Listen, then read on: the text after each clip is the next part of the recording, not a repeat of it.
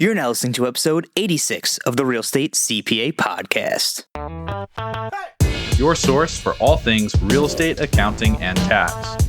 Here we reveal our secrets that can save you thousands in taxes, streamline your accounting process, and help grow your business. Stay tuned to hear insightful interviews with industry experts, successful real estate investors, and current clients on what strategies they use to grow their business and how they steer clear of Uncle Sam. Hi everyone, thanks for tuning in. Brandon Hall and Tom Costello here with Anton Ivanov, U.S. veteran, real estate investor, and entrepreneur with a portfolio of over 40 rental units spread across 4 different states that generates over $12,000 a month in passive income and requires less than 1 hour a week to manage. Anton is also founder of DealCheck, the leading real estate analysis platform for quickly analyzing rental properties, flips, and commercial buildings. In today's episode, we discuss how he built his portfolio and how he works with property managers to reduce the time he personally spends managing it. We also discuss DealCheck and how it helps real estate investors analyze properties. And if you stick around to the end, he'll provide a special promotional code that gives the listeners of the Real Estate CPA podcast a discount on the software. Anton, thanks so much for coming on the show today. Can you tell the listeners a little bit about your background and how you got started in real estate? Sure. Well, first of all, thanks for having me, guys. Very excited to be here and sharing my story with your listeners. I actually got started in real estate under fairly unfortunate circumstances. Back, this was about, almost 10 years ago now. I was serving in the U.S. Navy and I was stationed in Japan. So it was active duty military. Was kind of young in my early 20s, didn't have any idea about real estate at the time. It wasn't even on my radar. I was just kind of getting into investing and personal finance in general, but not real estate specifically. Didn't own any property. And right about that time, my parents actually passed away while I was out there in Japan. And they had a condo that they lived in San Diego. And that actually became the first property I ever owned. So I didn't, obviously buy it, didn't go through any of the process. Here I am, this fairly young guy, dealing with the, death of both parents pretty close together. And I have this property. It was in San Diego, so really far away from me at the time. I didn't really know what to do with it. I almost sold it just, because it seemed like the easier solution. But I talked to a few of my mentors, just folks older than me. They said, hey, why don't you not make any drastic decisions? Don't do anything crazy. Just try to find a local property manager that can do all the day-to-day stuff for you, and then see where it goes. And then, maybe you get out of the military or you move stateside and you can decide what to do with it. So that's actually how I got started in real estate. Wouldn't really wish it on anybody, but, sometimes you have to just deal with what life gives you and try to make the best use of it. And that's kind of how I became a landlord. And the property itself, being in the Southern California market, it wasn't cash flowing that great, just maybe a few $100s a month. But it really did open up my eyes to what real estate can do for you in terms of passive income, especially when you outsource management, kind of take a more hands-off approach to managing that I like to do even nowadays, and really just start trickling in that passive income without you really doing much. Got it. No, it's, sorry to hear about your parents, and it was, I guess, your first foray into real estate. And now we understand you've acquired 40 units spread across 4 different states that generate over $1,200 per month in cash flow, but only takes you 1 hour to manage, which is very interesting. So, what allowed you to scale your portfolio at that? How did you get into scaling that portfolio? How did you begin sourcing your rental? So it kind of came fairly naturally. I had that one property that I had in San Diego. Then fast forward a few years, I moved back to the States, got out of the military, got a more traditional career, so to speak. And then I went through a series of deal acquisitions. I started with buying a duplex in San Diego that me and my wife house hacked. We moved into buying some turnkey properties, some single families in Atlanta and Birmingham over the next 2 or 3 years after that. And then most recently, we started buying 4 fourplexes in Kansas City, where we built our local team there, kind of went a more traditional approach, looking for mainly off-market value-add deals. So the bulk of our acquisitions actually came in the last 18 months. But I think what we did before that really allowed us to, to work up to that. So at the beginning, we're maybe buying one property a year, two properties a year, and then kind of 3, 4, and so forth. And I kind of was really comfortable with that growth. I didn't want to jump in and buy like a 15 or 20 plex or something right off the start. Kind of doing some of those smaller deals at the beginning, doing some turnkey investing out of state, helping build our confidence, just kind of get experience, and then also start accumulating rentals that were generating cash flow that we were then saving, 100% of the cash flow, and then combined with our personal savings, it started snowballing. And as you guys probably know, the more you keep going, the faster you can scale. So it's kind of like an exponential curve. It starts slow at the beginning, but then after a few years, you can start buying 5, 10 units a year just from the cash flow and some of the cash out refinances we did on existing deals, and then combined with our personal savings. So what are some operational hurdles that you had to overcome to help you scale or allow for this level of scale? Because you blew your portfolio up within a very short amount of time. So what are some of those operational hurdles that you maybe had to figure out to allow you to do that? So I'd say actually it's a great question, and coming back to what you said during the intro, our portfolio really does take only about an hour, a couple hours, a month to manage if we're not buying any more units. And that all comes down to having very efficient management systems. So we own property in San Diego where we live, Atlanta, Birmingham, and then Kansas City. We use property managers for all of our property, even the ones, right here by our house where we could self-manage, we just choose not to. So that's kind of number one is really taking the time to find a good management company that's very investor focused. We typically only look for referrals from other investors when picking property managers. So, I don't just Google search or just blindly pick a company. I spend a lot of time vetting them, making sure I'm going with a good outlet. And then, the next thing I like to do is what I call training the property manager. Most property managers that you meet, they'll have a system that they operate in, that they know how to lease, they know how to do maintenance and all of that. It may be okay, but it may not necessarily align with exactly how you want things run. So what I like to do is when I'm working with a new property manager, I basically go over most of the processes and see how they like to do things, and maybe tweak things a little bit to help them understand how I prefer to do things. So when it comes to, for example, leasing, instead of just going with whatever leasing criteria for tenants that they have on the first few lease ups, I may be a little more hands-on with helping them pick the tenants, nail down the criteria for a particular market. Then we agree on a set, here's the exact tenant criteria they can use going forward. And I'm comfortable with letting them do it basically forever without my intervention.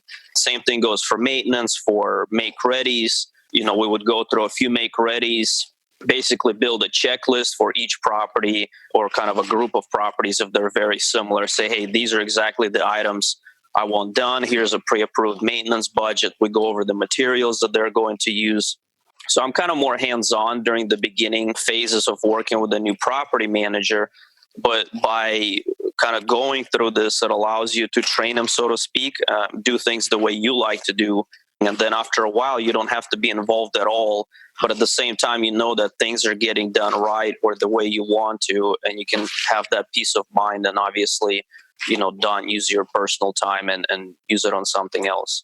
So when you are talking about training property managers, you're trying to get them to follow a process that you want them to follow. What happens if you are one of many clients that they have, though? Do you find that they are receptive to learning your process and adapting, or do you maybe have to pay them more? Maybe do you work with smaller property managers? How does that work? Or have you experienced any sort of pushback or hurdles related to training your property managers? It's definitely a balancing act. And like you said, if you just have one property and they have 500 others, it may be harder for you to drastically, alter the process. So, there's several things I do. One is I don't necessarily introduce a whole new way of doing things, that they're not used to. I mainly just try to tweak things that they do already, maybe introduce additional criteria, additional guidelines, send them an easy to follow checklist, something that doesn't take a lot of their time to do. So I try to make it easy for them as well, understanding that I may be just one client of many. So that's kind of what I do if I'm just one or two properties with a property manager. In Kansas City, where the bulk of our portfolio is concentrated, we have a lot more units with them. It's 32 units with a single property manager. So it's much easier to kind of have that sway or that power, so to speak, because you're a bigger client. So you can institute a little more changes without them getting annoyed, so to speak, without having to pay extra or any of that. So I think it's a balance. If you're a new investor just starting out, you have one or just a handful of properties, I would say learn, how they do things, maybe try to tweak a little here and there, follow up on it to keep them accountable, but I wouldn't press too much. Once your portfolio starts growing, you have more units concentrated in a given area, it's much easier to do, to make larger changes. But the goal of this isn't necessarily to drastically change the property management process. That's definitely not what I try to do. Is just if I see inefficiencies or, I notice units are not getting leased quickly, or maybe we're getting poor quality tenants, those are the good areas to kind of look at, analyze why they're happening, and tweak something like tenant screening guidelines or make ready repairs to address them going forward. Yeah, so that sort of sounds a little bit more like just setting really good and clear expectations. Which correct. Yeah.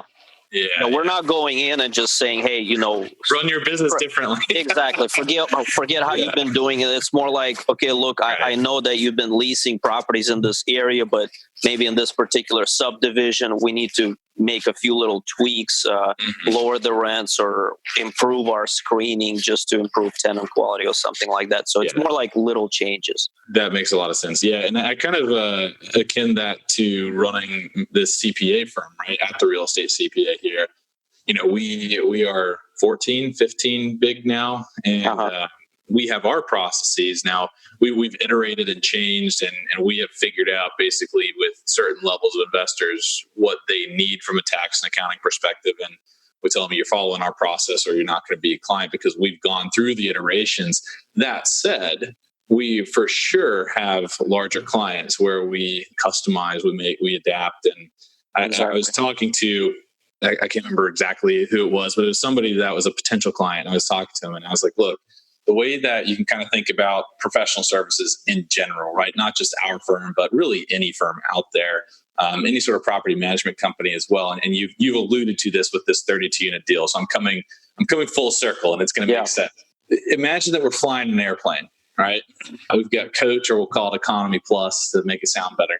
We've got economy plus, then we've got first class, business class, and then we've got, one little jump seat that you can be in the cockpit if you want to.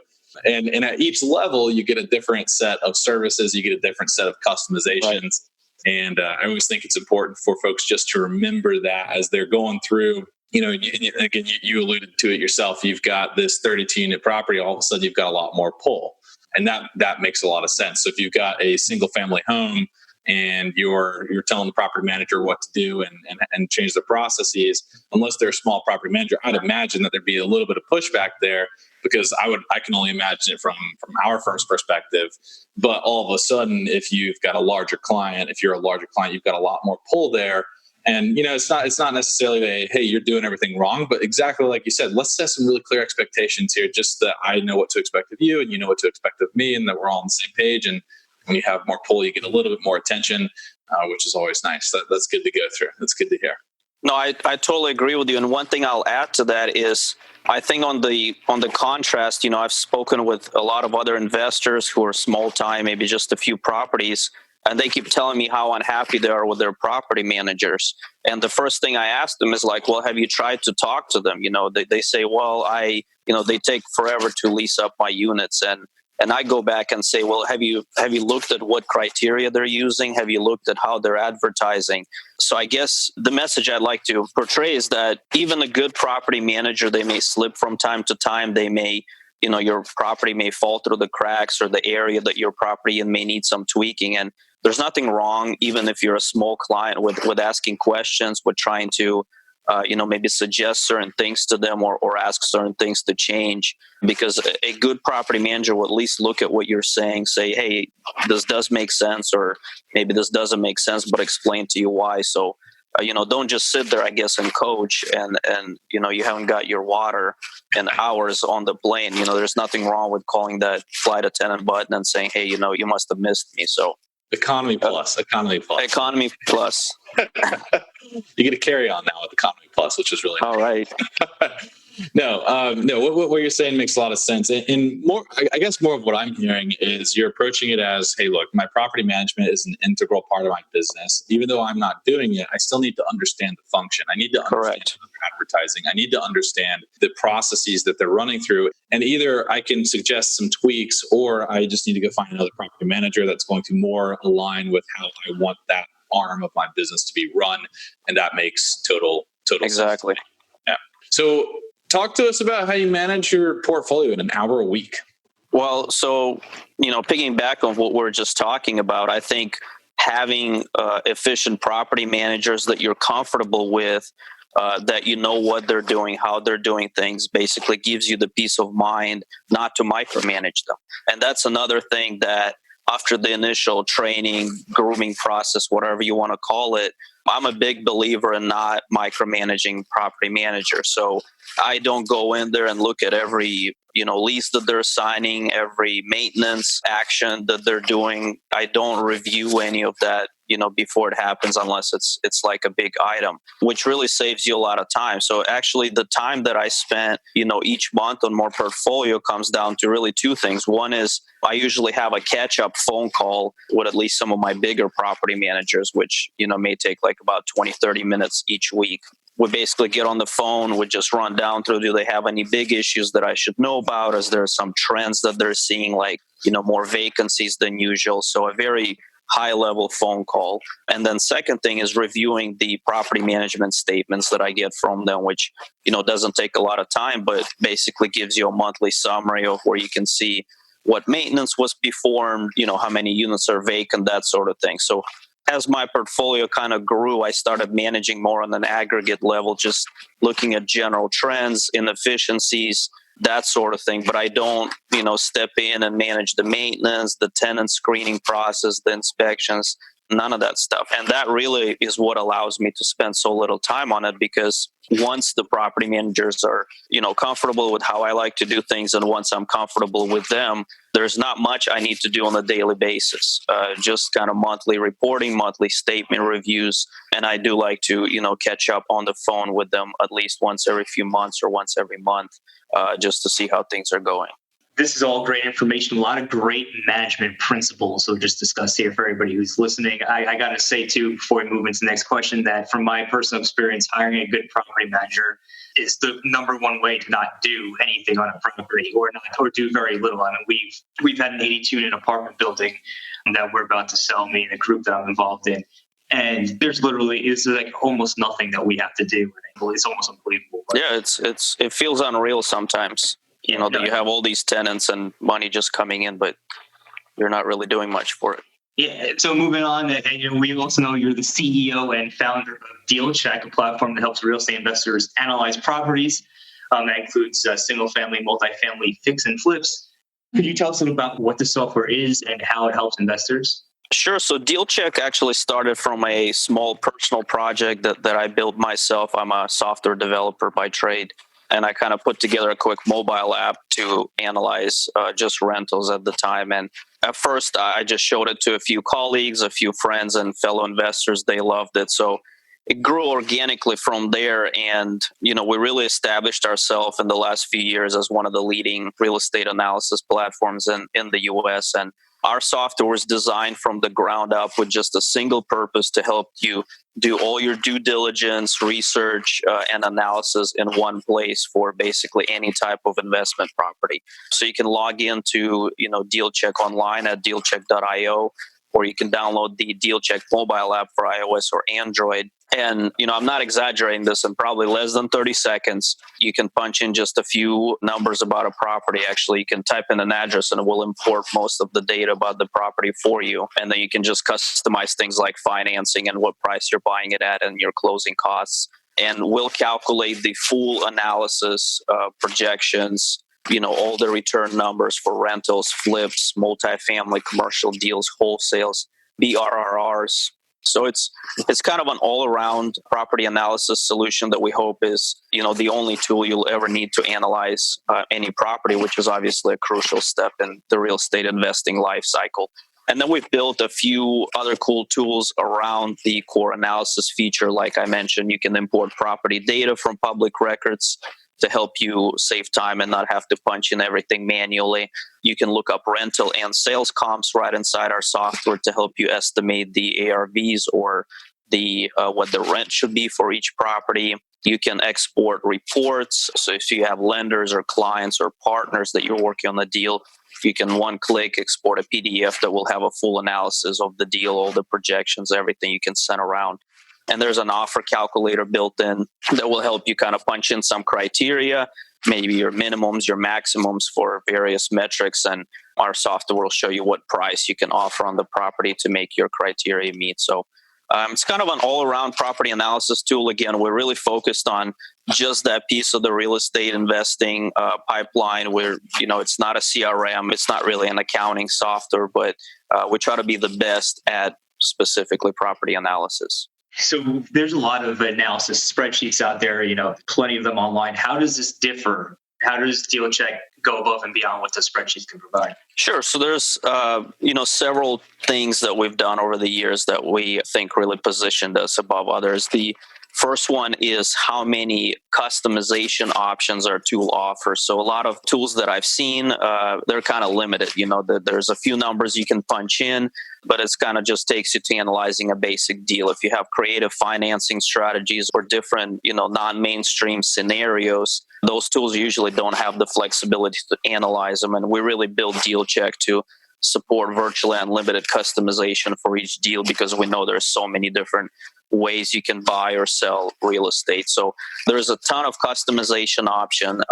The other tool that our users absolutely love is, like I mentioned, the sales and rental comps. You can look them up right in our software. That's one of the keys. If you're flipping, you need to know the ARV of the property. If you're renting, you need to know what the rent is going to be because that's one of the most crucial metrics that will affect your cash flow. Probably the third thing is the kind of the productivity side of it and how quickly it is to use our software. So you can use it online, you can use it on mobile, all your data instantly syncs. You can be driving around, doing an open house or something like that, looking at properties. You can start analyzing it right on your phone, come back later to your computer, it'll be right there. You can dive into more in-depth analysis, projections. And then, like I said, you can run the numbers in 30 seconds or less. Some investors say it's like magic because how quickly it lets them do that. Got it. Sounds like an awesome piece of software. We're going to have a link to it in the show notes below for everybody who's listening. On the tax strategy side of things, we know everybody who's listening to this podcast understands that there's a lot of tax advantages to real estate. What are the top 2 or 3 tax strategies that you're currently using to minimize your tax bills? So I'm going to preface this by saying I'm by no means an expert in this compared to you guys especially. But I'll say some things that I found out over the years that maybe were not so obvious when I was first starting out. The first one is kind of classifying your expenses as, repair and maintenance versus depreciable capital expenditures. So when I first started with investing, I think everything, that I had as an expense on a rental property, even like, fairly significant renovations or appliance purchases or other CapEx items, I would just classify as repair and maintenance, just for not knowing better. And, they would decrease my tax burden for that year because they would be deductible expenses, but that was it. With depreciation, you can actually spread that deduction over a few years. So instead of having, a big deduction in year one, it's kind of spread out over 5 or 7 or longer years, which allows you to kind of decrease your tax burden over time. And I believe that is the proper way to account for it anyway. So things like appliance purchases, remodels, significant renovations, I, classify as depreciable capital expenditures. Probably the second one that I just goofed up when I was first starting out. I wasn't even sure if I could deduct all of the expenses for a rental property operation. I thought there were some limitations, and I think I missed some just expenses because I really didn't deduct them, including stuff like travel, stuff like car expenses if I'm driving around, and, for the purpose of real estate investing, flying to my properties. So kind of not, expenses that you're incurring while you're investing, while you're looking for properties, can all be deducted from your income that you receive from the rental properties, as far as I'm aware. So I'm really kind of tying down, record, make record notes of all my travel, all my other expenses that are not necessarily coming from the operation of the, rental properties, like taxes or insurance, that are pretty obvious, and obviously use those to decrease my tax burden as well. So this 32 unit deal that you have, did you explore a cost segregation study on it at all? So the 32 units are actually spread out over several properties. I thought it was one deal. No. It's actually a bunch of fourplexes. So no, we did not do a cost segregation, but I did look into it. I kind of, at least evaluated what the cost would be versus the benefit. I didn't think it would benefit me too much, but I know that's one strategy, as perhaps me and my wife get into bigger commercial projects that could really be valuable. So for the smaller properties, we don't necessarily want to promote this, quote unquote, but there are tools out there that that some big cost seg companies have been developing and pushing out to allow you to cost seg smaller properties. One of those is the KBKG cost segregator tool. We had KBKG on one of our podcast episodes. It was like a couple months ago, I think, so maybe in the 70s range. Yeah. But it's called the KBKG cost segregator. And what they do is they just aggregate all of their data from all the cost seg studies that they performed in the past. They provide a statistical analysis, and basically within certain standard deviations, they say this is 95% accurate as long as you have less than 4 units. I think it's 4 units, $500K purchase price, something along those lines.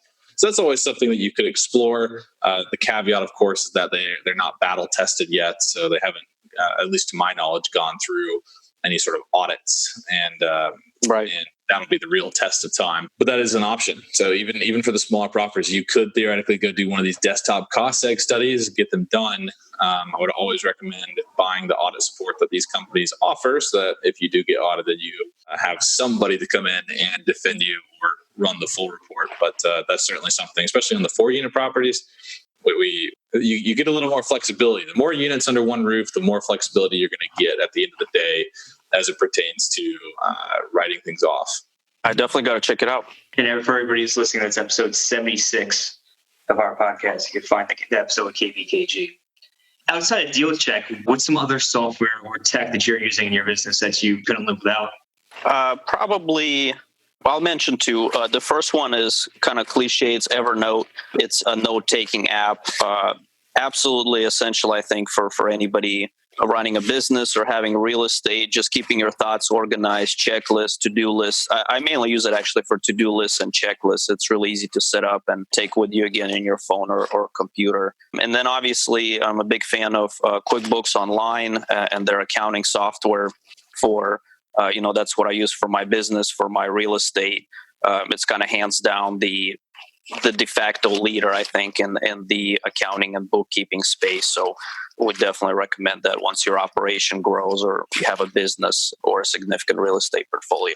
Absolutely. Love QuickBooks Online. Love Evernote too. Big in my books for sure. When it comes to our listeners learning more about DealCheck, learning more about you, what's some good ways they can do so? Absolutely. So DealCheck is very easy to learn about. You can just go to DealCheck.io. Learn more about our software, try it. By the way, it's completely free to use. We have a free tier, no credit card required to sign in. And then there's a few upgrade options if you want the full features and kind of no limits on the software. But the free tier is perfect for smaller investors or those just starting out. And then you can also download the DealCheck mobile app. Just search for DealCheck on the iOS or Android app stores. And then if you do guys want to upgrade to one of the paid plans, I have a special promo code just for the Real Estate CPA podcast listeners. It's Real Estate CPA. So just like the name of the podcast, if you type that in when you upgrade, there's a little box for the promo code. You'll get a 25% off your subscription for life. So for the whole duration that you're subscribed. So again, that's just Real Estate CPA. One word, no spaces, get your 25% discount. And then if you want to reach me personally, I always give my personal email is just Anton@DealCheck.io. That's Anton at DealCheck.io. If you have any questions about my personal portfolio or DealCheck specifically, would love to hear from you. Don't hesitate to send me a quick email. Anton, thanks for coming on the show today. I might actually have to go and use that discount code myself. So, we'll definitely link that up to the show notes in the show notes for everybody who's listening. And we'll be releasing this soon. And it's been great having you on. I think you dropped a lot of great knowledge here for people out there who are managing properties or looking to build a portfolio for sure. Thank you, guys. Thanks for inviting me again. Hey everyone, I want to let you know that we'll be hosting the first ever Tax and Legal Virtual Summit specifically for real estate investors coming up Saturday, February 29th and Sunday, March 1st. At this event, you'll learn about lucrative tax and asset protection strategies from the top legal and tax experts in the industry. Topics include the real estate professional status, cost segregation studies, 1031 exchanges, self-directed retirement accounts, entity structuring, estate planning, and so much more. Don't miss this incredible event designed to save you thousands in taxes and help protect the assets and wealth you work so hard to build. Head over to www.taxandlegalsummit.com and use promo code RECPA for 50% off your tickets. Again, that's www.taxandlegalsummit.com and use promo code RECPA for 50% off your tickets. See you there. Welcome back, everybody. We're here for the debrief section of today's podcast with Anton regarding how he built his portfolio and how it only takes him 1 hour to manage that portfolio a month and DealCheck. Yeah, it was a really interesting episode. I really liked what he had to say about processes, specifically when we were talking about the property management stuff. I love the idea of, and it doesn't have to be property managers. I know that that's a big extension of any sort of real estate investor's business. But I mean, sit down with your CPAs, with your attorneys, with financial managers, with lenders, anybody that's part of your sphere when you're running a portfolio, when you're closing deals. You really need to be able to sit down and set expectations and get a lot of clarity, right? And in my experience, we've created bad client relationships in the past. We don't like bragging about that, obviously, but in my experience, those all come from most of those, the vast majority of them, have come from not setting clear expectations. There's always some sort of breakdown in the communication. So definitely, we, of course, as CPAs and as the technical people, we do try to set those expectations, but I really like the Anton's approach of really digging in and can you show me your processes. I just want to understand your business more so that I can understand the expectations that I'm supposed to have of you. I thought that was really cool. Yeah, there's this book that I had read recently called The 1 Minute Manager, where it kind of goes through everything we just discussed. There's 3 principles in this book. The first one's 1 minute goals, and that's setting clear expectations for what success looks like. There's 1 minute praisings, which is kind of reaffirming when you see that those expectations are being met. And then there's 1 minute redirects, and that's when you see expectations not being met, you have to redirect the expectation back to the original goal. And I feel like that's kind of what Anton and you were speaking about before is kind of all those things, making sure the property manager understands what you're trying to achieve and then redirecting them if you see them doing things that are maybe not terrible, but are, in a word, suboptimal. And it's some really just good management knowledge being dropped there. So that's kind of what I saw, and it's very helpful for someone who's trying to build a portfolio. So, and I think about that too, just kind of going back to that expectation piece and just setting clear expectations. When I really sit down and think about different issues that I'm experiencing, whether it be running this business or whether it be with my own real estate, when you really peel back the layers to find the root cause problem, it is typically poor expectations were set. I am a firm believer that people are not just bad people, right? People are good. People are good people. But what happens is they have one set of expectations and you have another set of expectations. And you can boil this down to personal relationships too. With your spouse, you can boil it down to relationships with your children, with your parents, siblings. It's really amazing. When you really think about it, if everybody just very clearly and explicitly stated what their expectations were, think about how much better the world would be. And definitely business relationships, but what about the rest of the world, man? So what I took away from Anton's approach is that he's trying to get to that level of clarity, at least some level of clarity, so that there aren't surprises so that one party doesn't end up super mad at a later point when something goes wrong or something doesn't meet these expectations that weren't actually communicated up front. Absolutely, 100%. I'm going to try to articulate this, what I'm about to say, in the most clear way possible. So one of the things I've always heard is human beings are teleological creatures, meaning you have to hit targets. You want to see a target in your mind. And one of the things that made human beings the most successful species on the planet is the ability to hold one vision in multiple people's mind and work towards that vision, right? So if you're able to set that vision, set those expectations definitively in the person's mind, you can work to achieve those goals. So it all really does come down to setting out a clear expectation at the end of the day. If you're able to do that, you can work towards that and work jointly towards that. I think that's a great management principle, something that I've learned very recently that's been fantastic. So that's just my 2 cents on that end of it. So I think also to tie that into what Anton's doing with DealCheck, he's a very definitive goal for what DealCheck is. DealCheck is one thing. DealCheck is help you analyze properties, not doing anything else, nothing else but that one goal, which is to help you analyze properties. Yep, getting transparency into the numbers there. That's what he's trying to do. And kind of like with your vision, right? It's the whole thinketh you becometh type of mentality, right? I think Think and Grow Rich, that's a book that dives into details there, which is a great book for anybody that's running a business or building a portfolio. It's a great book to put on your bookshelf for sure. Absolutely. So we do have a question today from our listeners. It's on one of our favorite subjects, the real estate professional status. And the question is, if one qualifies as a real estate professional by the virtue of direct participation in direct owned properties, can other passive losses from investments in an LP, such as a syndication, also be used to offset their spouse's ordinary income? Or are the losses on the rental properties only allowed to be used? Yeah, that's a good question. So when you are a real estate professional, first, real estate professional is only based on hours. It's only based on hours. And we've talked about this multiple times on the podcast, but it still amazes me how many, even our clients will ask, like, well, if I earn $1 million doing X, is that, like, they'll always like make these big examples, right? So, well, if I earn $1 million, how does that change? It's like, it doesn't change it at all. It's all about the hours at the end of the day. So 750 hours and greater than half your time in a real property trader business. That's how you qualify as a real estate professional. Then you have to demonstrate material participation in the rental real estate activity. We talked a couple episodes ago about real estate brokers. You know, they're notorious for qualifying as a real estate professional, but not demonstrating material participation in their rental real estate activity. So remember, there's 2 thresholds there.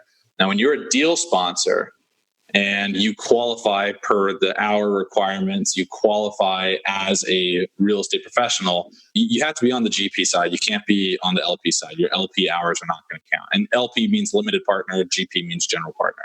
But if you're a general partner and you are able to meet those hour requirements, you are able to demonstrate material participation, then you can make an aggregation election to aggregate all of your rental real estate interests into one activity. So you can theoretically pull in all of your LP investments into your one rental activity, and you would just have one big rental activity at that point. It's called an aggregation election. So most of our clients that are kind of doing something like this, they'll actually build their own real estate portfolio out. They'll qualify as a real estate professional, demonstrate material participation on that real estate portfolio itself, and then they can make an aggregation election to basically group in those limited partnership investments. And there's some nuances there, of course, some technical things to be aware of. So if you're thinking of doing this, just don't go out and do it on your own. I speak to a lot of people all the time who even though we have this podcast, we have this resource, they listen to it, they still get it wrong. So be sure that if you're going to plan to do something like this, go ahead and speak to your tax advisor and make sure you are doing everything properly. Because at the end of the day, this isn't something you want to get caught holding the bag on. If you do it wrong, the IRS could audit you, and let's just say you do get audited, and they do say, hey, look, they do disqualify your status as a real estate professional. Now you're facing back taxes, penalties, and interest potentially, and it can be quite painful. So whenever making a large tax position, doing something like this, don't go it alone. Go speak to a tax advisor, make sure you're doing it the right way. And make sure your tax advisor has done this thing before. You have to ask really good questions. Make sure that they understand that there are 2 hurdles. There's the real estate professional status. and material participation. And if you're ever going to do an aggregation election, please make sure that you talk with your tax advisor about what happens on the back end when I start liquidating properties, because you just have to plan for it. You might be surprised on the back end when you make these aggregation elections, what happens. And especially if you're coming into that tax year, the tax year where you qualify as a real estate professional and you have make that aggregation election. If you're bringing suspended losses, like you're carrying those forward into that tax year, you just have to be really careful about basically permanently locking those suspended losses up. So make sure that you get really solid clarity on, do I qualify as a real estate professional? Do I materially participate in my rental activity? Can I make this aggregation election? And before I do I need to do anything with my suspended losses if I have any that are being carried forward here? And make sure you step through that with your advisor, and you should be okay. 100%. So remember, everybody, if you're listening here, you want us to answer your question, go to www.therealestatecpa.com/podcast. We may just answer it here on the show. And until next time, signing out. Thanks for listening to today's show. If you enjoyed the show, please find us on iTunes and leave us a review. You can also email us at contact@therealestatecpa.com with any feedback or topic suggestions. We are always taking on new clients, and with the new tax laws in play, you really don't want to navigate this alone. Let us help you save money on taxes and with your accounting and CFO needs. To become a client, navigate to our client page at therealestatecpa.com and fill out a web form with as much detail about your situation as possible. Thanks so much for listening. Have a great rest of your week.